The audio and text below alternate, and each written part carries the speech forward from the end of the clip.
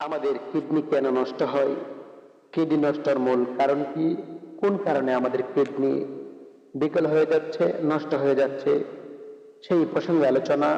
বিজ্ঞান যা এখন প্রচার করতেছে সেই ইনফরমেশন আজ থেকে 1450 বছর পূর্বে ইমামুল আম্বিয়া রাসূল পাক সাল্লাল্লাহু তাআলা আলাইহি ওয়াসাল্লাম আমাদেরকে দিয়েছেন।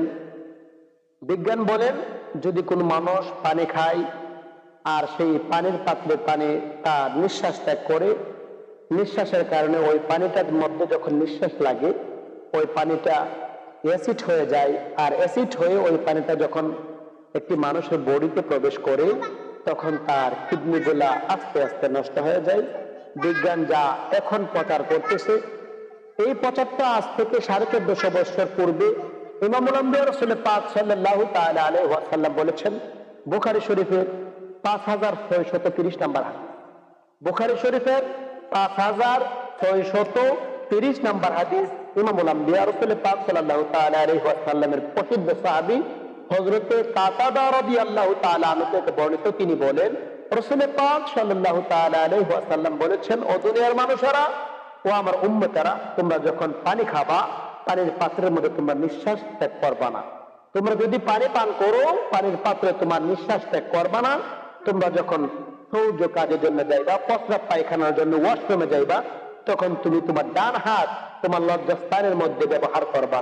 যদি কেহ ডান হাত তার লজ্জাস্থানের মধ্যে ব্যবহার করে তাহলে বোঝা গেল তার যে শারীরিক চাহিদা আছে, ওই মানসিক চাহিদা আছে, ওইগুলো কমে যাবে, তার যে পুরুষত্বহীনতায় ভুগবে। এই জন্য ইমামুল আম্বিয়া রাসূল পাক সাল্লাল্লাহু তাআলা আলাইহি ওয়াসাল্লাম বলেছেন যে তোমরা পানির পাত্রে নিঃশ্বাস ত্যাগ করবা না। যখনই তোমরা পানি পান করবা পানির পাত্রে নিঃশ্বাস ত্যাগ করবা না।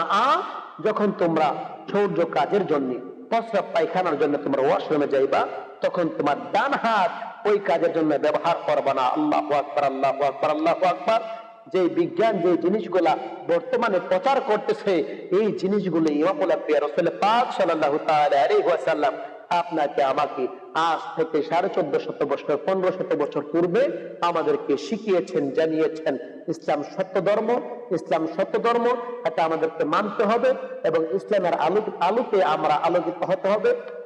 কেননা আল্লাহ পাক রব্বুল আলামিন আপনাকে আমাকে বলেছেন, লাকাদ কানা লাকুম ফি রাসূলিল্লাহি উসওয়াতুন হাসানা, লাকাদ কানা লাকুম ফি রাসূলিল্লাহি উসওয়াতুন হাসানা। নবীজির আদর্শ, নবীজির চরিত্র হচ্ছে উত্তম চরিত্র। আমরা যদি নবীজির হুকুম, নবীজির আহকাম মেনে চলতে পারি, আমরাও যদি রাসূল পাক সাল্লাল্লাহু তাআলা